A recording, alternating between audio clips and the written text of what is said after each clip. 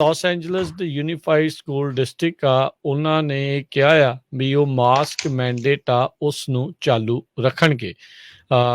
California ਦੇ ਵਿੱਚ ਬਹੁਤੇ ਸਕੂਲ ਕੇ ਤੋਂ 12 ਤੱਕ ਜਿਹੜੇ ਨੇ ਉਹਨਾਂ ਨੇ ਜਿਹੜੀਆਂ ਫੇਸ ਕਵਰਿੰਗ ਰਿਕੁਆਇਰਮੈਂਟਸ ਆ ਉਹ ਸੋਮਵਾਰ ਤੋਂ ਹਟਾ ਦਿੱਤੀਆਂ ਸੀਗੀਆਂ।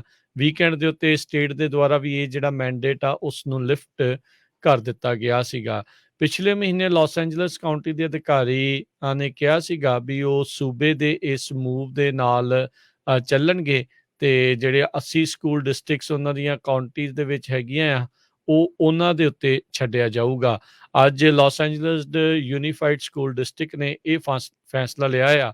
ਇਹ ਮੁਲਕ ਦੀ ਦੂਜੀ ਸਭ ਤੋਂ ਵੱਡੀ ਸਕੂਲ ਡਿਸਟ੍ਰਿਕਟ ਆ ਤੇ ਵੀ ਉਹ ਜਿਹੜੀ ਮਾਸਕ ਦੀ ਰਿਕੁਆਇਰਮੈਂਟ ਆ ਉਸ ਨੂੰ ਨਹੀਂ ਹਟਾਉਣ ਜਾ ਰਹੇ। ਇਸ ਦੇ ਵਿੱਚ ਆਈ ਥਿੰਕ ਇਹਨਾਂ ਦੇ ਉੱਤੇ ਜ਼ਿਆਦਾ ਪ੍ਰੈਸ਼ਰ ਟੀਚਰ ਯੂਨੀਅਨ ਦਾ ਜਿਹੜਾ ਹੋ ਰਿਹਾ ਆ, ਜਿਨ੍ਹਾਂ ਦੀ ਮੰਗ ਸੀਗੀ ਵੀ ਮਾਸਕ ਮੈਂਡੇਟਸ ਆ ਉਹ ਚਾਲੂ ਰਹਿਣੇ ਚਾਹੀਦੇ ਆ। ਉਹਨਾਂ ਨੇ ਕਿਹਾ ਵੀ ਅਸੀਂ ਸਾਰੇ ਹੀ ਆਪਣੇ ਪਾਰਟਨਰਸ ਜਿਨ੍ਹਾਂ ਵਿੱਚ ਟੀਚਰ ਯੂਨੀਅਨ ਵੀ ਹੈਗੇ ਆ ਉਹਨਾਂ ਦੇ ਨਾਲ ਮਿਲ ਕੇ ਕੰਮ ਕਰ ਰਹੇ ਆ ਵੀ ਮੈਂਡੇਟਸ ਤੋਂ ਜਿਹੜਾ ਸਟਰੋਂਗਲੀ ਰਿਕਮੈਂਡਿੰਗ ਮਾਸਕ ਇੰਡੋਰਸ ਦੇ ਵੱਲ ਨੂੰ ਵਧਿਆ ਜਾਵੇ।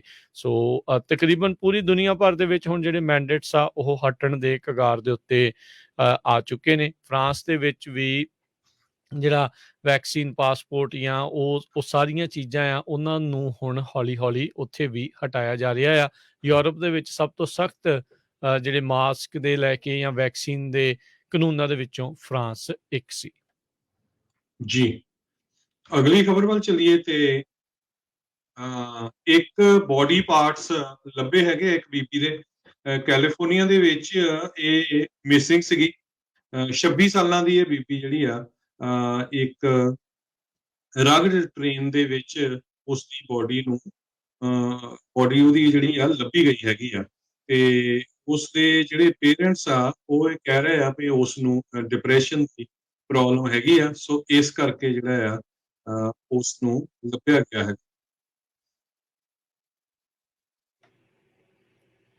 ਜੀ ਜੀ ਬਿਲਕੁਲ। ਸੋ ਉਸ ਦੀ ਜਿਹੜੇ ਪਾਰਟਸ ਆ ਉਹ ਲੱਭੇ ਨੇ। ਅਗਲੀ ਗੱਲ ਕਰਦੇ ਜਾਈਏ, ਫੇਅਰਫੀਲਡ ਦੇ ਅਧਿਕਾਰੀ ਇਸ ਟਾਈਮ ਉਸ ਸ਼ੂਟਰ ਦੀ ਭਾਲ ਦੇ ਵਿੱਚ ਨੇ ਜਿਹਨੇ ਇੱਕ ਜਾਣੇ ਨੂੰ ਗੋਲੀਆਂ ਦੇ ਨਾਲ ਮਾਰ ਦਿੱਤਾ ਤੇ 2 ਹੋਰ ਜਿਹੜੇ ਆ ਉਹ ਜ਼ਖਮੀ ਕਰ ਦਿੱਤੇ ਸੀਗੇ। ਈਸਟ ਟੇਬਰ ਐਵੀਨਿਊ ਦੇ ਉੱਤੇ ਇਹ ਸ਼ੂਟਿੰਗ ਵਾਪਰੀ ਤਾਂ ਤਕਰੀਬਨ ਸਵੇਰੇ 5 ਵਜੇ ਦੀ ਘਟਨਾ ਦੱਸੀ ਜਾਂਦੀ ਆ। ਫੇਅਰਫੀਲਡ ਪੁਲਿਸ ਡਿਪਾਰਟਮੈਂਟ ਦੇ ਦੁਆਰਾ ਇਸ ਗੋਲੀकांड ਦੇ ਵਿੱਚ ਇੱਕ ਜਣੇ ਦੀ ਹੁਣ ਤੱਕ ਮੌਤ ਹੋਈ ਆ। ਅਥਾਰਟੀਜ਼ ਦੇ ਦੁਆਰਾ ਮਾਰਟਿਨਜ਼ ਨਾਂ ਦੇ ਇਸ ਬੰਦੇ ਦੀ ਤਸਵੀਰ ਜਿਹੜੀ ਆ ਜਾਰੀ ਕੀਤੀ ਗਈ ਆ ਸਰਵੇਲੈਂਸ ਫੁਟੇਜ ਤੋਂ ਲੈ ਕੇ ਕ੍ਰਾਈਮ ਸੀਨ ਤੋਂ, ਜਿੱਥੇ ਇਸਨੇ ਜਿਸ ਥਾਂ ਦੇ ਉੱਤੇ ਨੇ ਗੋਲੀਆਂ ਚਲਾਈਆਂ ਸੀਗੀਆਂ ਉਸ ਤੋਂ। 25 ਸਾਲਾਂ ਦਾ ਟਰਾਈਨ ਮਾਰਟਿਨਜ਼ ਫੇਅਰਫੀਲਡ ਦਾ ਹੀ ਜਿਹੜਾ ਉਹ ਰਹਿਣ ਵਾਲਾ ਹੈ ਤੇ ਇਸ ਟਾਈਮ ਇਸ ਤੇ ਅਰੈਸਟ ਵਾਰੰਟ ਜਿਹੜੇ ਆ ਉਹ ਜਾਰੀ ਨੇ। ਪੁਲਿਸ ਦੱਸ ਰਹੀ ਆ ਵੀ ਇਸ ਨੂੰ ਆਰਮਡ ਅਤੇ ਡੇਂਜਰਸ ਜਿਹੜਾ ਆ ਉਹ ਮੰਨਿਆ ਜਾਵੇ। ਆਮ ਲੋਕ ਜੇ ਇਸ ਨੂੰ ਦੇਖਦੇ ਨੇ ਤਾਂ ਅਪਰੋਚ ਨਾ ਕਰਨ। ਸੋ 44 ਸਾਲਾਂ ਦਾ ਹੀ ਫੇਅਰਫੀਲਡ ਦਾ ਰਹਿਣ ਵਾਲਾ ਇਸ ਗੋਲੀकांड ਦੇ ਵਿੱਚ ਮਾਰਿਆ ਗਿਆ ਆ। ਦੂਜੇ 2 ਜਣੇ 28 ਤੇ 36 ਸਾਲ ਦੇ ਸੀਗੇ। ਸੂਜ਼ਨ ਸਿਟੀ ਤੋਂ ਦੱਸੇ ਜਾਂਦੇ ਸੀ। ਉਹ ਇਸ ਟਾਈਮ ਹਸਪਤਾਲ 'ਚ ਦਾਖਲ ਨੇ।